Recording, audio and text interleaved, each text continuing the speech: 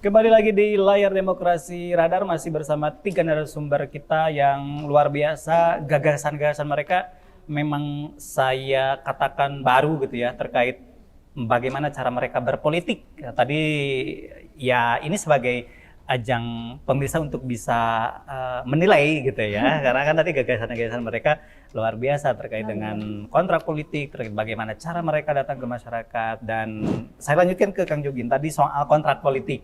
Yap. Nah, saya yakin ada kok orang Kang Abi Gadis Haki ya, Manawi misalnya mau nggak seperti apa? Biasanya menanggapi itu atau prinsip Anda seperti apa nih Kang Jogin? Kalau saya sih posisinya gini, Kang. Jadi konsep saya kan sebetulnya masuk ke dunia politik adalah ingin memberikan kemanfaatan yang lebih besar. Jadi dipilih atau tidak dipilih itu nomor 2. Saya jadi atau tidak pun itu bukan urusan saya. Itu udah qadarullah gitu loh. Yeah. Yang saya fokus sekarang ini pada saat saya terjun ke lapangan adalah kemanfaatan apa yang saya bisa ciptakan di setiap lapangan saya kunjungi. Saya punya cita-cita yang bisa saya sinkronkan dengan mereka bahwa saya pengen punya prejikan setiap desa 1. Berarti posisinya kalau kecamatan Kabupaten Tasik itu 39, terusnya kota ada 10, dikalikan desanya itu berapa ratus kan. McD lewat gitu kan. Ayam saya punya gitu loh. Bumbu-bumbu masakan semua padi, beras itu kota Tasik itu kuat. Jadi posisinya saya lebih cenderung kemanfaatan. Dan posisinya, adapun misalnya ada yang bilang, ya Pak punya suara kayak gini, udahlah jangan ngomongin suara lah, ayolah fokus apalah yang bisa kita lakukan. Makanya kenapa tadi saya bilang bahwa kalau saya turun ke lapangan, saya bukan dalam posisi kampanye, bukan dalam posisi dibilang bahwa itu adalah kos politik, saya mah itu investasi, investasi sosial, investasi kemanfaatan, udah selesai itu saja. Jadi posisinya jadi nggak jadi itu jalan. Target saya prejikan kalau misalnya dari sekian ratus itu saya punya dari misalnya ada 500-an desa, saya minta pengennya cuma 150 aja udah cukup bagus. Gitu. Jadi nanti saya pengen gini Kang, kalau kita lihat ya posisinya kalau malam-malam ke arah Bandung pasti balapan dengan mobil-mobil truk ayam.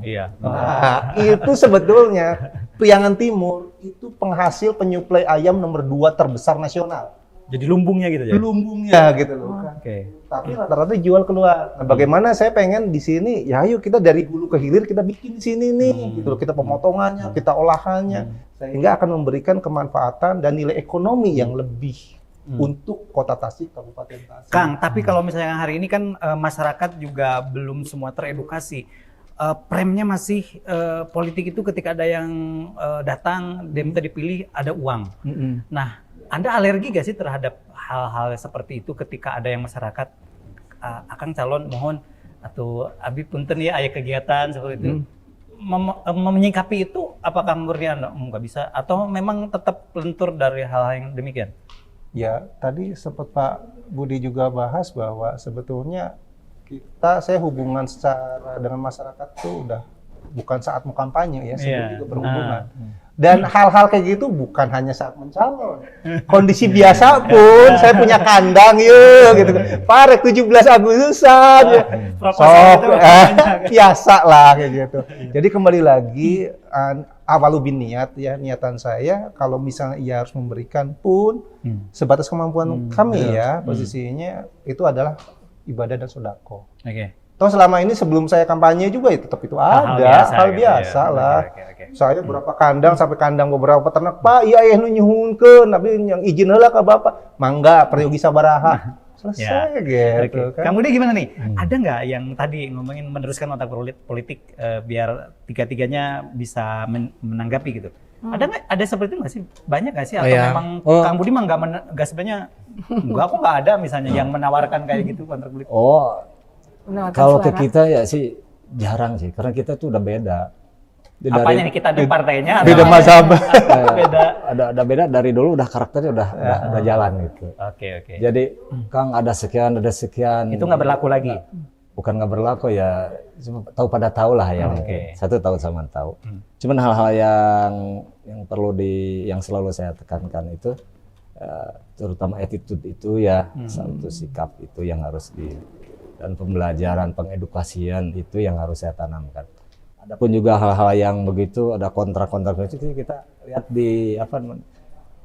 di kultur daerah sendiri seperti apa gitu. Itu saya paling senang melihat daerah. Ternyata daerah tuh kita itu sampai belum tahu daerah jadi tahu itu kan ini apa nih? Ada kesenyangannya seperti apa? Itu paling suka saya mempelajari itu. Sehingga akhirnya kita benahi sedikit-sedikit mindsetnya, apanya dirubah supaya dia mampu berkarya dalam hal apa saja. Saya rubah di situ. Ada yang seperti kontrak itu, saya belum dengar ya. Dengar ke saya, cuman belum ada yang datang dan mau ada yang kontrak, ada kontrak atau kontraknya seperti apa kontrak? Emang seperti apa sih seperti gitu ya? apa ini kayak kontraktor kan gitu. Iya. Padahal udah jadi kontraktor kan. Tapi kalau saya memberi atau memberikan itu udah merupakan atau memberi bukan kewajiban, udah keharusan. Saya itu udah bisa bukan kewajiban lagi bagi saya itu. Untuk memberi itu udah kebutuhan saya. Jadi itu udah butuh untuk memberi saya.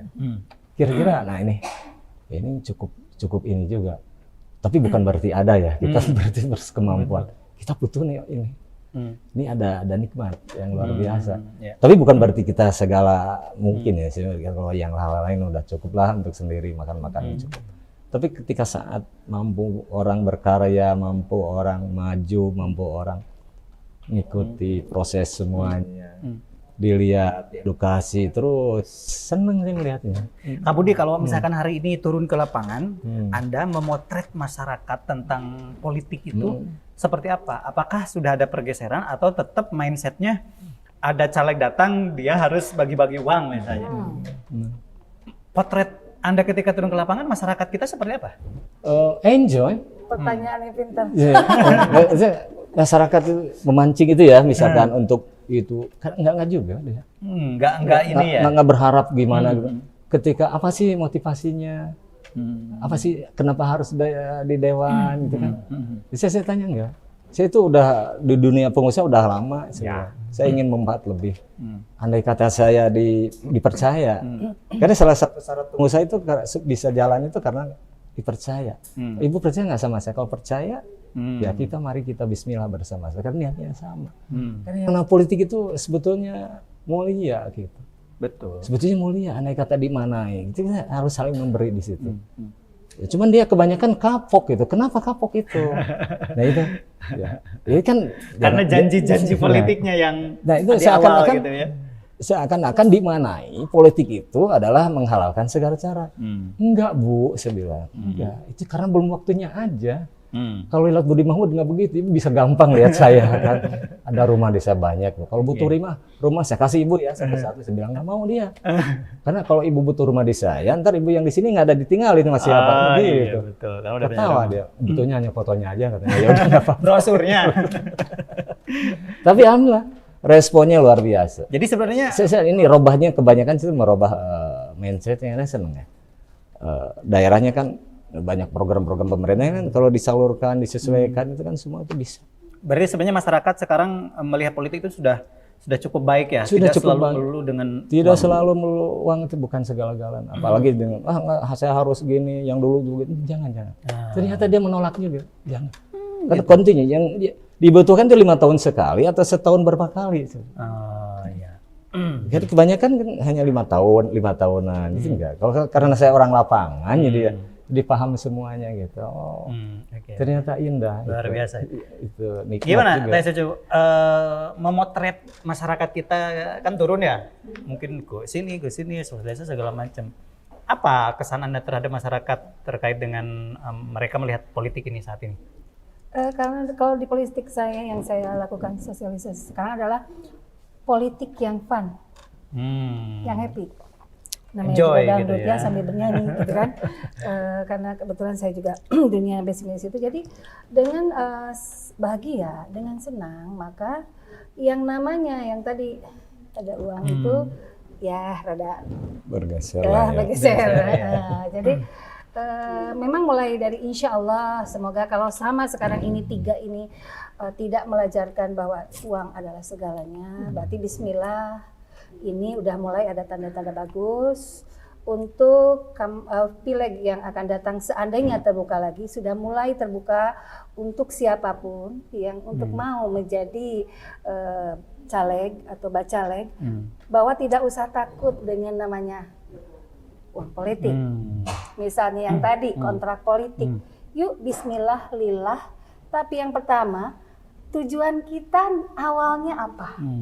Kalau saya bismillah dari awal adalah ya Allah, seandainya saya dikasih amanah oleh rakyat, ini adalah saya siap untuk membawanya, dan bismillah juga ini amanah dari rakyat untuk rakyat, sehingga kalau udah gitu diluruskan, Allah itu memberi jalan aja lurus semua, dan di depan kita itu tidak ada yang tadi namanya udah bayangan itu. Kalau Bang Helmi ikut ke kita, kalau misalnya sosialisasi, saya lebih cenderung berdialog, lebih cenderung kalau mereka, Teh Cici kan penyanyi, ayo bernyanyi, baru bernyanyi. Tapi lebih cenderung kalau di pengajian kamu mungkin bernyanyi kan, pasti lebih cenderung karena saya sekarang udah udah mulai bahwa saya harus mempersiapkan untuk keakhiratan juga, maka lebih cenderung saya bawa ke sholawat, paling enggak saya qasidahan mungkin ya. Jadi yang namanya yang tadi kontrak politik atau money politik atau apapun itu udah mulai, kalau dari 3 yang saya tadi dengar Bang Helmi, kita sependapat bahwa insya Allah bismillah untuk yang akan datang generasi kita lebih hebat, lebih bagus, dan bukan berarti dari kemarin itu tidak baik, bahkan bagus. Ini kita tidak akan ada di sini kalau tidak ada yang kemarin. Justru kita harus bersyukur, alhamdulillah.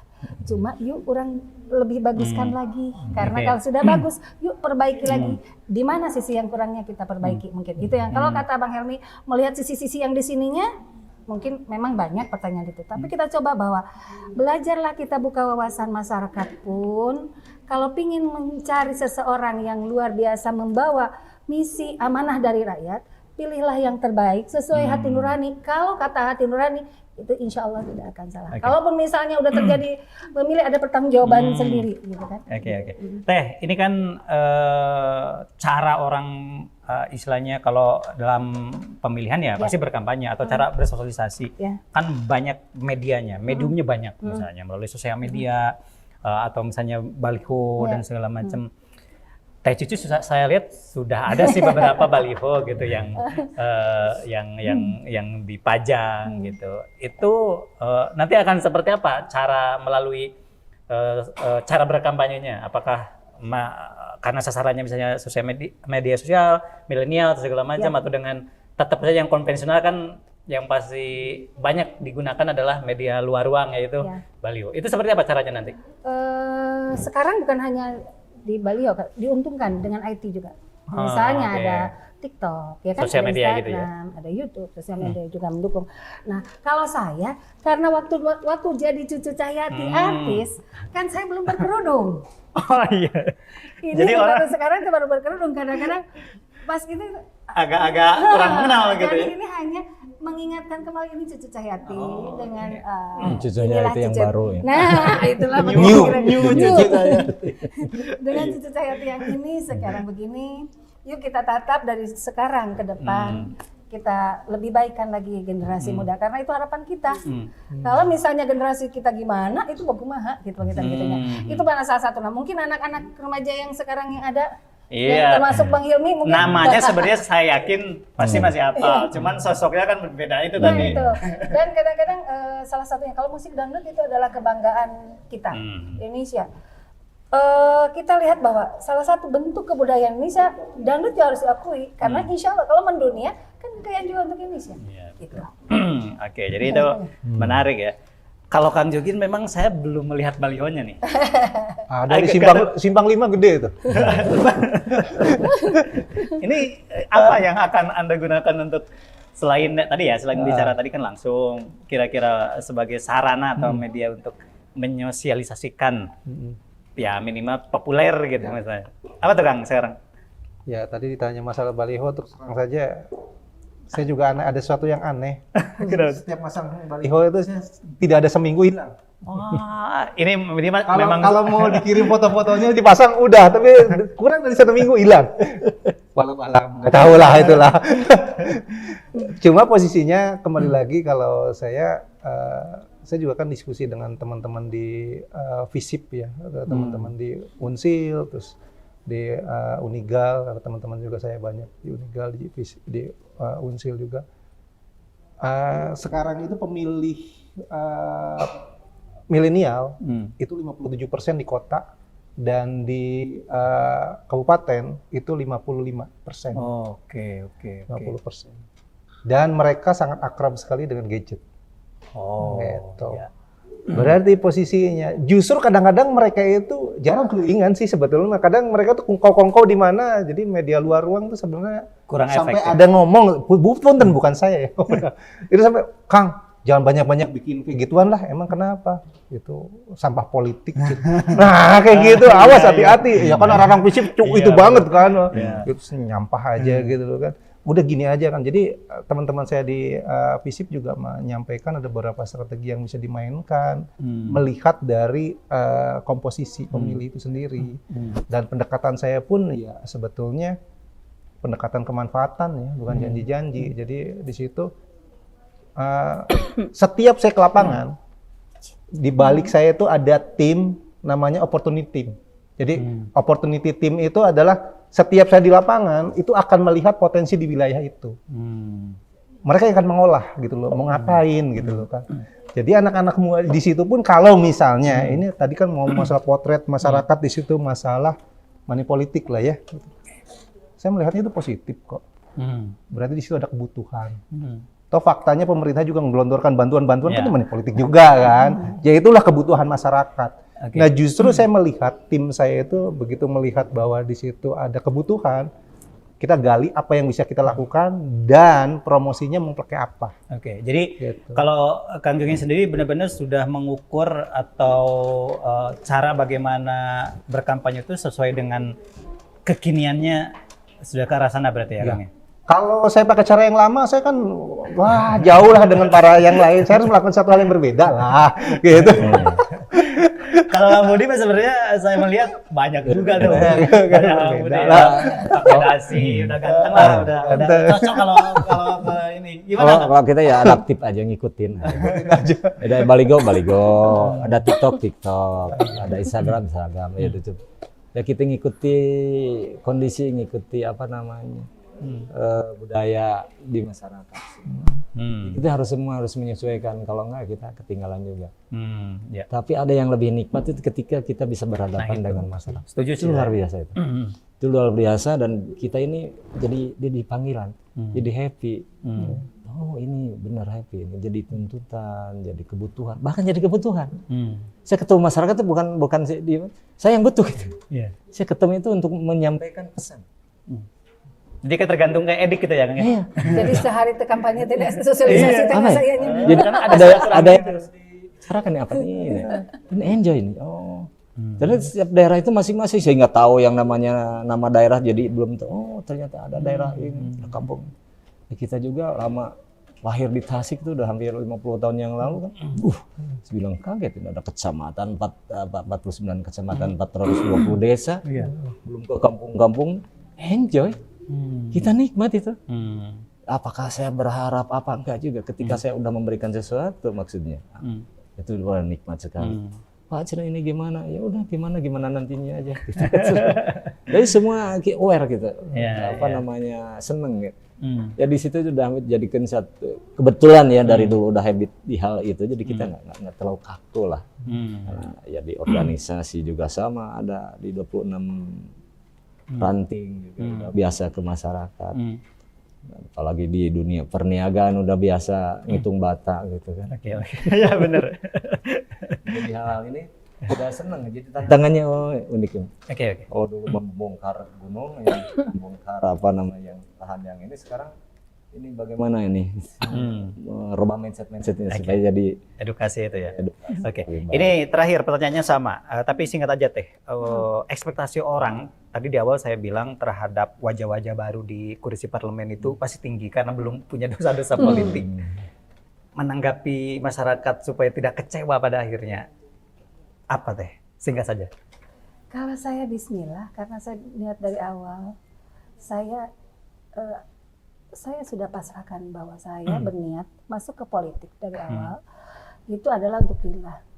Saya akan hanya mengemban amanah dari rakyat untuk rakyat. Enggak, saya mah tidak ada keinginan untuk yang, kalaupun misalnya jadi itu adalah syukur alhamdulillah. Itu adalah bentuk kasih sayang dari Allah dan dipercayakan untuk saya membawa misi ke atas. Balik lagi, itu harus dibawakan lagi turun ke bawah. Oke, baik. Kang Budi, tadi soal investasi masyarakat nih terhadap wajah baru ketika ya qadarullah ya, Anda misalnya duduk supaya masyarakat tidak kecewa gitu, seperti apa? Antusias karena apa? Antusias masyarakat karena ya mungkin karakter di bisnis itu kan beda ya. Yang selalu dijaga itu komitmen. Mereka antusias karena komitmen. Ya, saya juga makanya saya tolong jaga hati saya, doakan saya supaya hati saya tetap lurus itu menjaga komitmen. Ketika belok berarti nggak ada doa yang nyampe ini. Pada ini 5 tahun dia suka bengkok, makanya kamu niatkan yang bagus bilang. Niatkan yang bagus, semuanya sama, semua saling memberikan aman. Oke. Insya Allah itu kira-kira begitu. Kalau jadi seperti apa nih tadi menanggapi ya aktivitas ekspektasi masyarakat gitu, wajah-wajah baru Anda kan kalau nanti menghiasi kursi DPR luar biasa kan, seperti apa tuh kira-kira menyikapinya? Ya kalau saya sih posisinya di bidang politik sebagai wajah baru ya, tetapi di masyarakat sebetulnya itu memang keseharian saya lah hitungannya. Bisnis saya juga bersentuhan dengan masyarakat kecil gitu kan, makanya tagline bisnis kita ya kan selalu membangun infrastruktur rezeki berbasiskan ekonomi kerakyatan. Gitu. Jadi posisinya di sini bukan hanya orang per orang dikuasai ekonomi itu, tetapi emang merata. Gitu. Dan adapun kalau misalnya ekspektasi mereka kecewa atau itu kecewa itu karena menjanjikan, karena dijanjikan. Kalau saya tidak akan menjanjikan apa-apa, ayolah kita jalankan, kita lakukan bareng-bareng. Adapun selalu saya katakan setiap saya gitu, kalau misalnya dirasakan kehadiran saya di sini adalah memberikan kemanfaatan, pilihlah saya. Tapi kalau misal tidak, gak usah. Ada mana-mana dosa gitu kan. Udahlah, ayo kita barengan aja. Terus posisinya karena di balik itu ada tim opportunity. Jadi posisinya saya jadi tidak jadi, Anda memilih saya atau tidak memilih saya, di situ ada opportunity yang bisa kita olah bareng-bareng, ayo kita maju bebarengan. Gitu aja, selesai. Ya, gitu aja. Luar biasa ini gagasan-gagasan dari 3 calon anggota DPRD Provinsi Jawa Barat, di mana mereka merupakan wajah baru yang someday akan menghiasi gitu ya dunia perpolitikan di Provinsi Jawa Barat. Dan gagasannya tadi telah kita dengarkan seperti apa cara kemudian cara yang dipilih agar bisa bersosialisasi dengan masyarakat. Dan mudah-mudahan apa yang disampaikan hari ini bisa bermanfaat untuk pemirsa dimanapun Anda berada. Dan kita akhiri, karena waktunya sudah habis, mudah-mudahan apa yang disampaikan juga bisa bermanfaat untuk masyarakat Roda TV dimanapun Anda berada. Mewakili rekan-rekan yang bertugas, saya Hilmi Pramudia. Terima kasih atas kebersamaannya. Assalamualaikum warahmatullahi wabarakatuh. Waalaikumsalam warahmatullahi wabarakatuh. Alhamdulillah.